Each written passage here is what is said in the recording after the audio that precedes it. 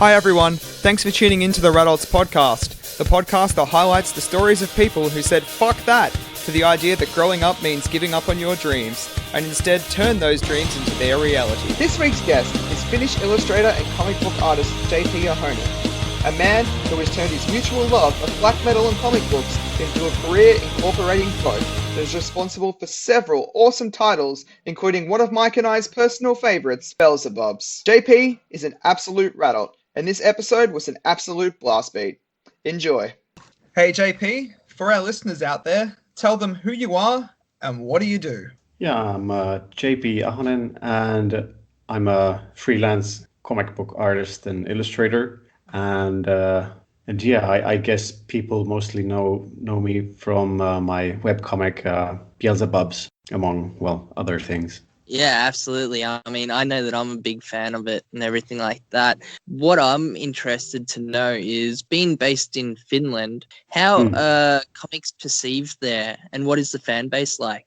We're only like 5.5 million people, so yeah, the market is fairly small. But I think most of the people have some sort of relationship with comics, because the newspapers still run these daily cartoons, and it's everyone reads them basically. And yeah, since the 50s or something, we've most of the Finns have ordered this weekly Donald Duck magazine. So that's basically what I learned to read with, and I'm sure like maybe 70-80% of all Finns can relate. So yeah, there's this strong vibe in comics, even though the sales aren't like that amazing. I think that if you can say that any sort of, demographic, 80 or 70% read a comic, that's, pretty good. It might be Donald Duck, but it's still a pretty good number. Yeah. I mean, they read from the magazines or newspapers, but then like graphic novels and like more, let's say, ambitious projects, they're, well, you take it. It's a huge risk to focus on a graphic novel for several years, and then you get like 500 copies sold. So you can do the math how much money you can make out of it. That's it. Now, you don't work in a space that could be described as being anything like Donald Duck. Yeah. You've combined the European love of black metal with the comic book medium. How did that come about, and what was the initial reaction like? Yeah, well, Beelzebubs started as a self-therapy project, sort of by accident, when I took part in the Inktober challenge, mainly to sort of loosen up and improvise and do something quick and just straight with inks on paper, because I was back in 2015 I was pretty burnt out and suffering from depression, and yeah, I kept on working because, well, freelancer, but I noticed that I was getting stuck with all sorts of like stupid details with the art and with the story and with dialogue and etc.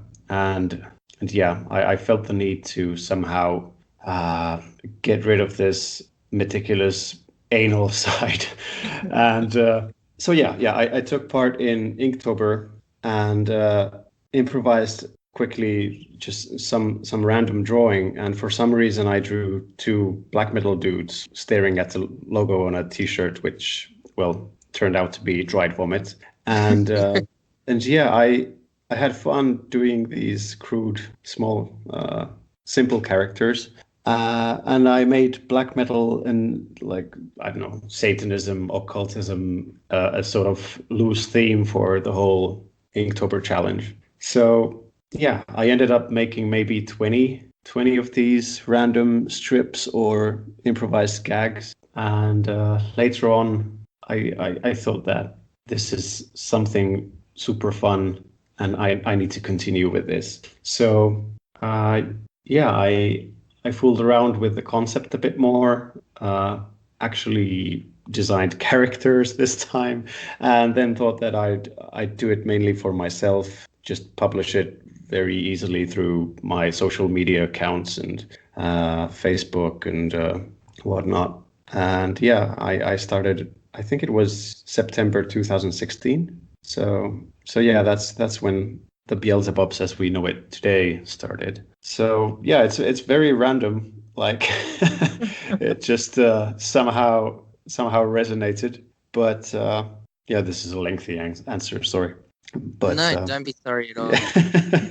but yeah, looking back, it's very, very easy to see how things have sort of lined up, and it's actually surprising Beelzebubs hasn't like manifested earlier, because I've been a metalhead since I was 13. I've like incorporated these occult and weird demon satanist themes in most of my projects somehow, and yeah, I have some background with making music and etc. So yeah, actually, it's weird it hasn't like popped up before.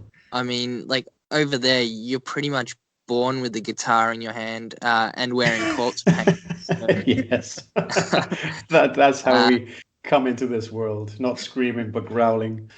Yeah, that's it. I think that's where they get the initial ideas going on. You know what? That kind of could sound scary. So Yes. they continue on. Yeah. Continuing on with the Beelzebub's topic, it's established themselves as a cult status both in black music, you know, as a genre, and also in the comic book scene. Was that something that surprised you? And going from that, how have you managed to push yourself moving forward? Yeah, it was a surprise. Like initially, when I started the Beelzebub's Facebook page just to publish the weekly strips, I thought that okay, well, maybe I'll get like my my regular fans from the other weekly strip to follow me there, and I think I hit like 100 or 200 followers first, and then thought that okay, well, if I make it to 666, that'll be like just proper for this. But yeah, it started snowballing like crazy, and I really wasn't expecting people to jump on board like this, because I just focus on my work and try and do it as best as possible, but you never know if it like resonates at all. So yeah, I've been really humbled and happy to receive all this encouraging feedback and support. It's definitely, you know, an impressive thing, and to see that there's even soaps based off it as well, and pushes. Yeah. You know, that's pretty impressive, and it's not something that. Well, I mean, I didn't know that, you know, a lot of like metalheads bathed, so it's something funny, Yes. and I guess it's an incentive too. Yeah. You need to have something to wash the corpse paint off with. So yeah, no, it's bizarre. I mean, like I said, the fan base is just amazing. They keep just surprising me with well, basically on a weekly basis. There's fan art, and then there's these weird weird soaps and slippers and whatnot. Like it's really, yeah, I'm speechless. Like I wasn't expecting anything like this when I started doing it for, well, just myself basically. Do people tend to tag you in photos and stuff on social media with them like using the soap or wearing slippers or anything like that? Yeah, quite a bit. Mostly on Instagram. It's really fun to see like people all over the world. Like they might be attending some costume party or Halloween and be dressed up as Lilith or Sloth or something. And yeah, it's really nice to see your works spread out like that. Definitely. Now, you've got a very distinctive artistic style. Who and what are your influences? Oh man. Yeah, that's a loaded question. There's so many artists I look up to, and I think my style is just a mix of everything I digested like over the course of years, and it's just like been spewed out in this black and white Beelzebub's comic. Yeah, Donald Duck for one, of course, but no. When I was growing up, I read most of the Franco-Belge like comics, Tintin and Asterix and Lucky Luke, and what I could find from my father's bookshelf, and yeah, and when I found the comics section at the library, I started expanding, basically reading everything I could find in Finnish, like the local artists. And then when I was in my teens, I found like Jeff Smith and Mike Mignola and some American like alternative and indie artists. Steve Purcell, Bill Watterson, those have been huge influences for me.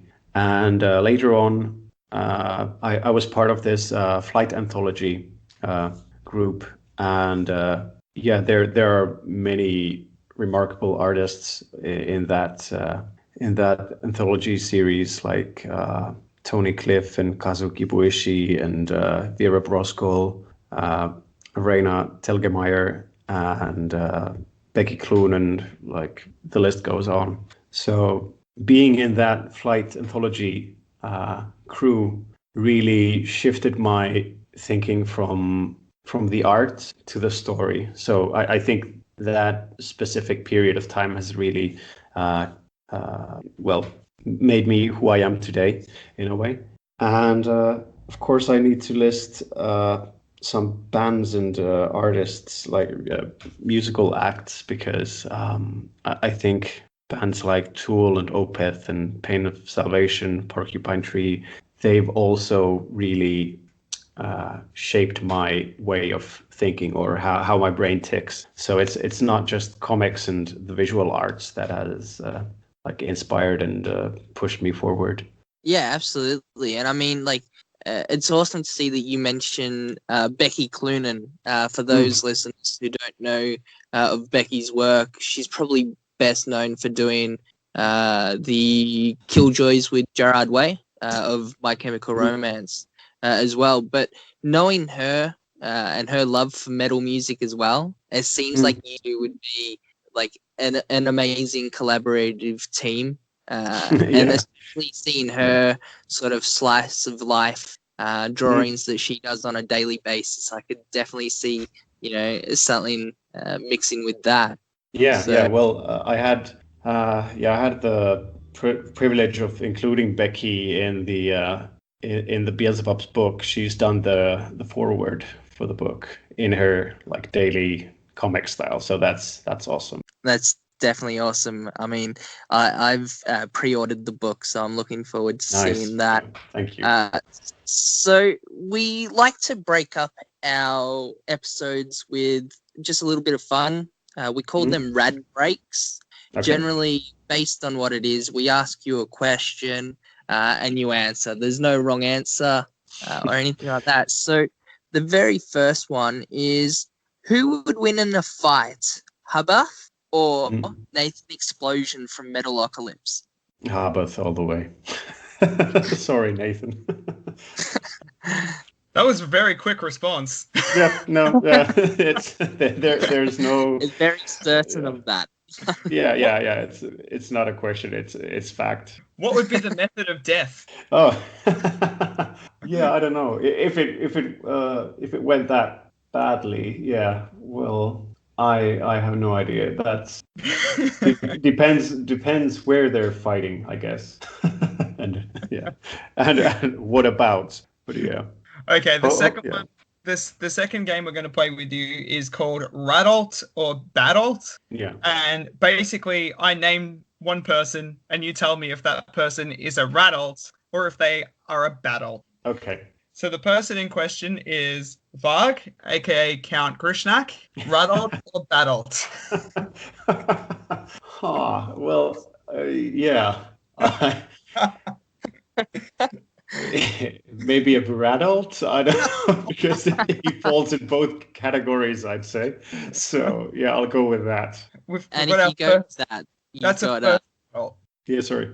Yeah, if you go with that, then you could say that maybe Hubbath could potentially kill Nathan Explosion by stabbing him 20 times in the back and claim self-defense. Yes. Yeah. I'd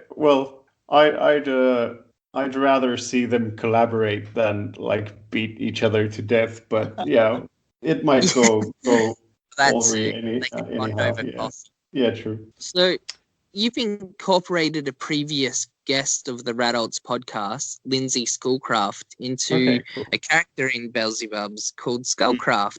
Yeah. Please tell us the story about how that came to be and a little bit more about the character. Yeah. Well, I can't remember when it was, but Lindsay sent me a message on, I think, Instagram, out of the blue, saying that, hey, if you don't have anything to do, this evening we're doing a show in Helsinki, and yeah, I was at first I thought that, okay, is this another in quotes Lindsay Schoolcraft, just some random random girl imitating, or who's done a fake profile on Instagram or something. But no, it was the real deal. And unfortunately, I couldn't go because I'm based in another city, and it was a bit short notice. But yeah, we kept in touch, exchanged a few messages and all that. And at some point, when we were already doing the Beelzebub's songs, the music, I asked her if she'd want to collaborate in a few songs, and she said yes. And yeah, I basically gave her the option to either be under an alias or as herself, but she came up with the nickname Schoolcraft, so we went with that. And yeah, it was a brilliant idea. And yeah, now I've introduced her in the strips, but I've been so swamped with doing the second music video and the album artwork and all that's related to the studio album release, that I haven't been able to continue with that storyline in the weekly strips. But yeah, I hope I'll be able to continue with Skullcraft and Hubbath and their sort of possible relationship scenario. I'm looking forward to it. Yeah. So, Mike, tell us a little bit more about the studio album you just mentioned. That sounds like a fun project. Yeah, it is. It is a fun project and something I wasn't expecting at all when starting out, of course. Well, initially when I started doing Beelzebubs online, I wanted to somehow make good use of the fact that it was going to be published on the web, because of course I can do a lot of things that traditional printed media can't do. So I thought of making these stupid 20-second clips of music and very loose, simple animation just on my own. But at some point, I was talking to a musician friend of mine, and he asked me if I'd be interested in doing something like this. And I said, yeah, that's my idea, but I haven't gotten around to it yet. And he was just like, well, I could pitch you some ideas. And yeah, he started doing some riffs and etc. And yeah, so then there was the two of us, but suddenly one thing led to another, and we got more people in the so-called group, and yeah, one song turned into 3 songs, or well, an idea of maybe pitching it forward to an actual label. And yeah, Century Media was interested. We sent in 3 demos, and yeah, it's been bizarre. Like everything's happened pretty fast, but the quality of the songs and musicianship is just mind blowing. I'm really looking forward to releasing the album out in the wild, and hopefully people will love it as much as I do. It's a pretty good example of someone taking advantage of an opportunity that has appeared essentially out of nowhere and running with it instead of being hesitant to do so. Yeah. Were you immediately sure that this was something you wanted to make happen? Yeah, absolutely. When I was 16 or something, and I was basically either drawing comics or playing guitar, I I had this idea of doing some sort of project that would unite the two. But that didn't pan out at the time. And later on, when I did my graphic novel Sing No Evil, I thought that maybe at some point I could do an animated music video with a random crew of actual musicians who'd make the song, and I'd animate it somehow. But once again, that didn't work out. And now when suddenly things started lining up and things started to click, it was very quick for me to pick up on all those like older ideas and methods of what I want to do with it, and how we should sort of structure, for example, the music video, or how to balance humor and then like this serious business and etc. So it's been in the works basically for decades. so it's just weird that like I'm almost in my 40s and now suddenly, yeah, like my wife said just to me that, okay, so you're doing black metal now. Like that's a very adult thing to start in your 40s. But well, yeah, that's how it went. All right, so from this I can take that it's obvious that you enjoy black metal. Yeah. So who are some of your favorite bands? Well, I have to name Behemoth, Cradle of Filth, and whom else? There's a Greek, well, Rotting Christ, and there's another Greek band. I can't remember if it's Diadems of a Dead Star or something similar to this. I've been listening to those quite a bit, but I can never get the name right. And yeah, Izan, of course, from Emperor, and yeah, I think those are the main influences. But then I listen to a lot of death metal and progressive stuff, basically. So I think my roots are more in progressive metal. So I guess I sympathize with Sam from Beelzebubs quite a bit. So we've touched on your music tastes and everything like that. Going back to comics, what would your advice be for anyone wanting to start creating comics? Just do it.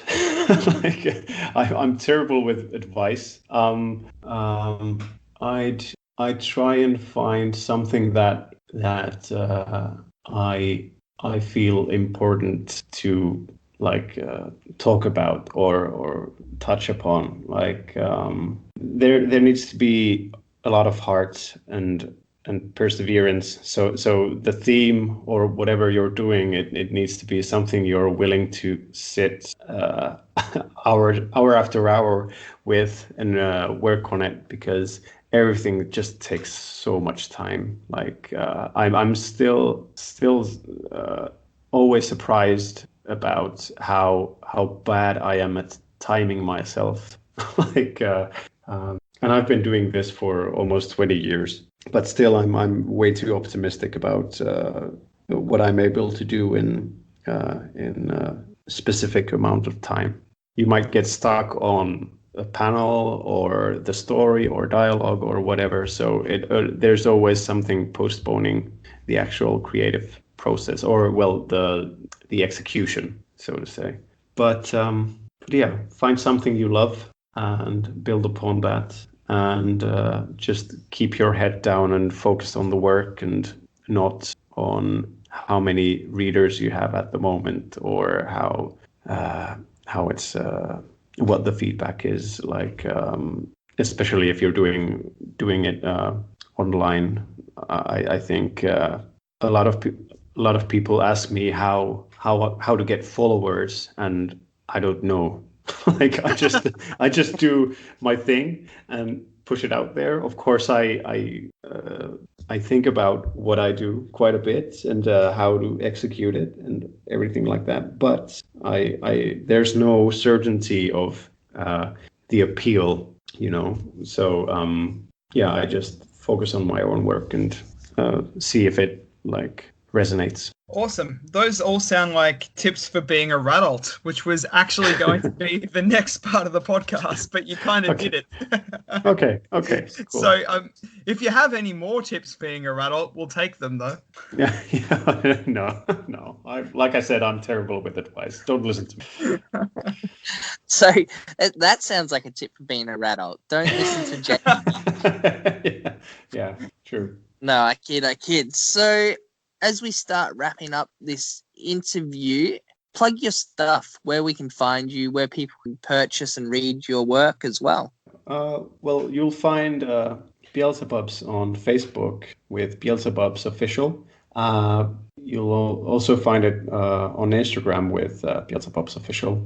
And you'll find my personal Instagram account with JB Ahonen. It's like, there's no underscores or anything. And Beelzebubs.com, jbahonen.com.